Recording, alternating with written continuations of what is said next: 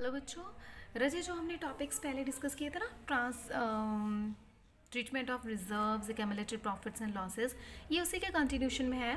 Reserves में से दो रिजर्व्स ऐसे हैं, जैसे एक है वर्कमैन कंपनसेशन रिजर्व, दूसरा है इन्वेस्टमेंट फ्लक्चुएशन रिजर्व। इनकी ट्रीटमेंट तो सेम होती है, लेकिन इसमें कुछ थोड़ी सी एक्स्ट्रा चीज़ें ऐड ऑन हो जाती हैं जो बच्चों को डिस्टर्ब करती है, तो उनको पहले डिस्कस कर लेते हैं। ओके, ट्रीटमेंट सेम है, या तो कैपिटल अकाउंट में ट्रांसफ़र होगा या कैपिटल अकाउंट में ट्रांसफ़र नहीं होगा।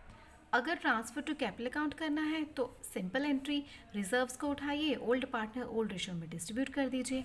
अगर नहीं ट्रांसफ़र करना है तो again the same entry, gaining partner को डेबिट कीजिए और सेक्रीफाइसिंग पार्टनर को क्रेडिट कर दीजिए। Treatment is same.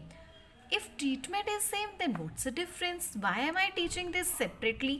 The reason is sometimes some claims arise against this reserve. देखो, वर्कमैन कंपनसेशन रिजर्व का मतलब क्या होता है?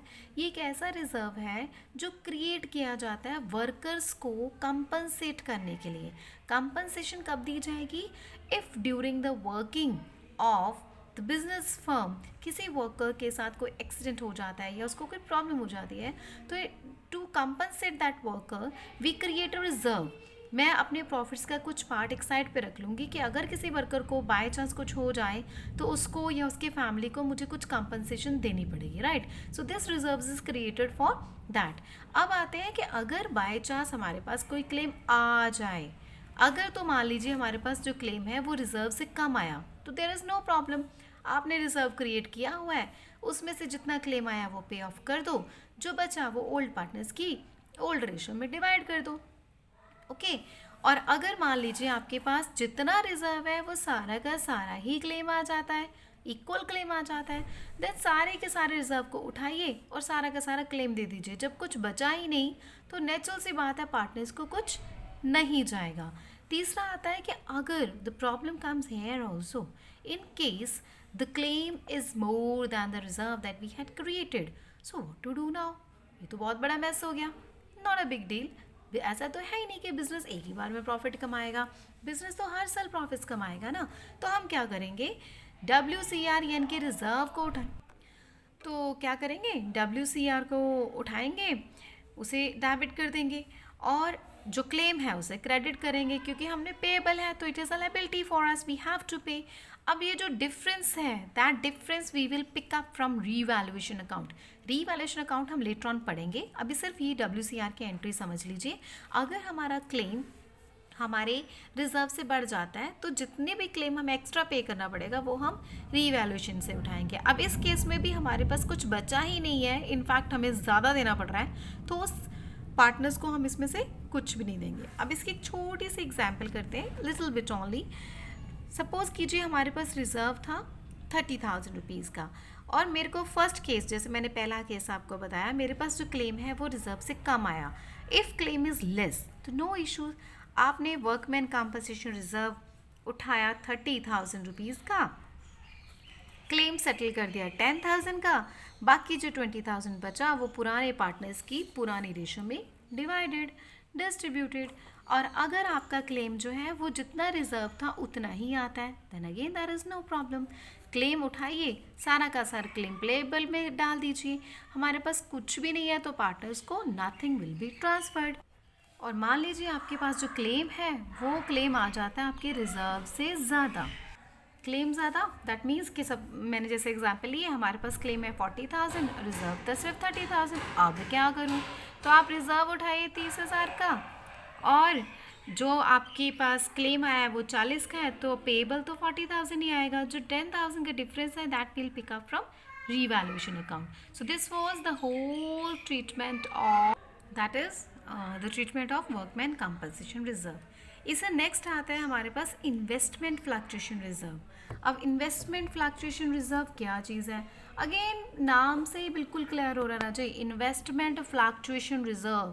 फ्लक्चुएशन का मतलब होता है ऊपर नीचे जाना अमाउंट का, यानी आपने जो मार्केट प्राइस, आपकी मार्केट वैल्यू और बुक वैल्यू जो आपने इसकी इन्वेस्टमेंट की शो की है उसमें कुछ गड़बड़ आ रही है, मार्केट वैल्यू ज़्यादा हो गई, मार्केट वैल्यू कम हो गई, उन फ्लक्चुएशंस को टैकल करने के लिए, हैंडल करने के लिए हम एक रिजर्व बनाते हैं, जिसे हमने नाम दिया इन्वेस्टमेंट फ्लक्चुएशन रिजर्व। क्योंकि हमने पहले किया कि रिजर्व्स क्यों क्रिएट किए जाते हैं, अपने आप को फाइनेंशियली स्ट्रॉन्ग करने के लिए, ताकि अगर कल को कुछ भी प्रॉब्लम आए तो मेरे पास इतना फंड्स हो, मेरे पास इतना कैश हो, मैं फाइनेंशियली इतना स्ट्रॉन्ग हो जाऊं ताकि मैं उस प्रॉब्लम को, सिचुएशन को ईजिली हैंडल कर सकूं। ठीक है ना। तो ये रिजर्व हम बनाते हैं कि अगर मेरी इन्वेस्टमेंट में फ्लक्चुएशन आए, उसका रेट गिर जाए या कुछ भी प्रॉब्लम आए, तो उस गिरे हुए रेट को कवर अप करने के लिए मेरे पास कोई ना कोई फंड पड़ा हो। So this reserve is created to manage to handle these fluctuations, right. तो इसको आप बुक्स में कैसे शो करेंगे, देखो अब इसको मैंने आपको बताया 3 सिचुएशंस हो सकती हैं। या तो जो बुक वैल्यू है, this book value means the value which is shown in the books in your balance sheet. Market value at present market में उसका क्या रेट चल रहा है। दूसरा है, या तो ये दोनों इक्वल हो सकते हैं, या मार्केट वैल्यू कम हो सकती है, या मार्केट वैल्यू ज़्यादा हो सकती है। अगर दोनों इक्वल हैं, नो प्रॉब्लम, जितनी मार्केट वैल्यू थी उतनी ही बुक वैल्यू। आप सिंपली, आपको रिजर्व कहीं यूटिलाइज ही नहीं करना पड़ा, राइट। आपने रिजर्व उठाना है, कैपिटल अकाउंट्स में डाल देना है, जैसे आपको पहले बताया गया, सेम ट्रीटमेंट। अगर आपकी मार्केट वैल्यू बुक वैल्यू से ज़्यादा है, मैंने बुक्स में शो किया होता कि एसेट की वैल्यू 1 लाख है इन्वेस्टमेंट्स की, और मार्केट में भी उसकी वैल्यू बढ़ जाती है, 1 की जगह 2 हो गई, तो मेरे को तो फ़ायदा ही है ना, रिजर्व्स तो मेरा कहीं यूज़ ही नहीं हुआ, राइट। सो वो जो बेनिफिट हुआ, वो बेनिफिट भी पार्टनर्स अपने आप में डिस्ट्रीब्यूट करेंगे, प्लस ये सारा का सारा रिजर्व भी आपस में डिवाइड कर लेंगे। तो इन दोनों सिचुएशन में ज़्यादा टेंशन लेने की ज़रूरत नहीं, दोनों सिचुएशन में एक ही एंट्री आपकी पोस्ट हो जाएगी। प्रॉब्लम आती है सिर्फ यहाँ पे, अगर आपकी मार्केट वैल्यू जो है वो बुक वैल्यू से कम हो जाए, अगर ये फॉल जो है वो रिजर्व से कम है। एग्जाम्पल के साथ ज़्यादा क्लियर होगा, अभी बताऊंगी। अगर ये जो डिक्रीज आया, the fall in the value of investment, it is less than investment fluctuation reserve, right. तो आप क्या करेंगे, सीधा IFR उठाइए, जितना भी आपका फॉल आया उस फॉल को कवर कीजिए, बाकी जो रिजर्व बचता है वो पार्टनर्स में डिस्ट्रीब्यूट कर दीजिए। अगर आपका फॉल और रिजर्व दोनों आपस में इक्वल हैं, राइट, तो आपके पास कुछ बचा ही नहीं पार्टनर्स को देने के लिए, आपने सारा का सारा रिजर्व उठाया और उस डिक्रीज इन इन्वेस्टमेंट्स में यूटिलाइज कर लिया। अगर आपका फॉल जो है वो रिजर्व से भी बढ़ गया, एक तो रिजर्व तो बनाया था अपने आप को सिक्योर करने के लिए, लेकिन जो डिक्रीज आया वो बहुत ज़्यादा हो गया, तो क्या करूं, पहले रिजर्व यूज़ करूंगी, फिर रीवैल्यूएशन में से उस लॉस को कवर करूंगी, और ये सारा का सारा इन्वेस्टमेंट के डिक्रीज में शो ऑफ हो जाएगा। ठीक है जी। अब इसको एक एग्जाम्पल के साथ करते हैं तो ज़्यादा क्लियर होगा। ये देखिए इसकी एग्जाम्पल, 3 पार्टनर्स, ये उनकी ओल्ड रेशो, ये उनकी न्यू रेशो। हमारे पास इन्वेस्टमेंट्स गिवन है, बुक वैल्यू दी है 4 लाख की, रिजर्व मैंने क्रिएट किया हुआ है 50,000 का। ठीक है, मान लो केस 1 है, उसने इसके अलावा कुछ नहीं बताया, सिर्फ this much is given in the question. Then what will we do, we will pick up the reserve 50,000 and divide it among old partner in their old share, and old share was what, 2:2:1, तो उसमें मैंने distribute कर दिया। अब आते हैं second case पे। Second case में मैंने मान लिया कि मार्केट वैल्यू जो है वो है हमारी 4 लाख। इन्वेस्टमेंट कितनी थी बुक्स में, 4 लाख, मार्केट में भी कितनी है, 4 लाख, तो आपको कहीं पर भी रिजर्व यूज़ ही नहीं करना पड़ा।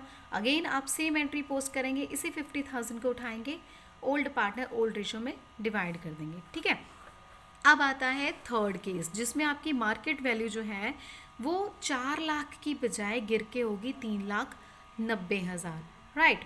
बुक्स में आपने शो किया हुआ है इन्वेस्टमेंट्स की वैल्यू 4 लाख, जबकि मार्केट में इसकी वैल्यू कितनी, 390।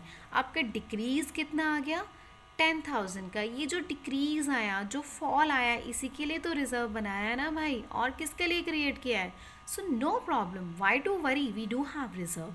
व्हाट वी विल डू, आप रिजर्व उठाइए 50,000 का, ये क्लेम सेटल कीजिए, जो फॉल आया उस फॉल को सेटल कीजिए टू इन्वेस्टमेंट का डिक्रीज, बाकी जो बचा 40,000, उस 40,000 को इन तीनों पार्टनर्स की ओल्ड रेशो में डिस्ट्रीब्यूट कर दीजिए, सिंपल। अब आता है एक और केस, जब आपकी मार्केट वैल्यू ऑफ एसेट जो है वो बढ़ गई 4,60,000, रिजर्व भी क्रिएट किया हुआ था, बुक्स में शो हो रही है 4 लाख की, मार्केट में हो गई 4,60,000, यानी 60,000 का इंक्रीज हो गया। तो ये इंक्रीज जो प्रॉफिट है ये भी रीवैल्यूएशन अकाउंट में जाके पार्टनर्स में डिस्ट्रीब्यूट हो जाएगा, जब रीवैल्यूएशन अकाउंट करेंगे वहाँ पे डिस्कस करेंगे।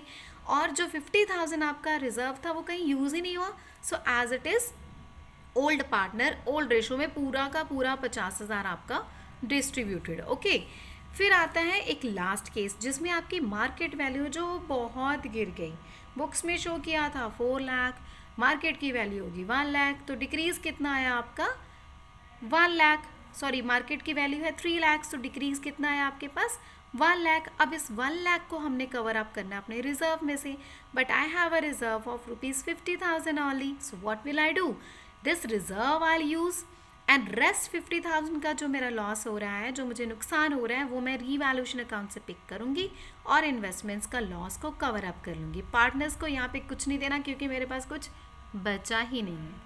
Okay, so this was all the today's topic. Now treatment of reserves, accumulated profits, losses, workman compensation reserve, IFR, everything we have covered. In next video we will meet with the next topic. Take care, bye bye.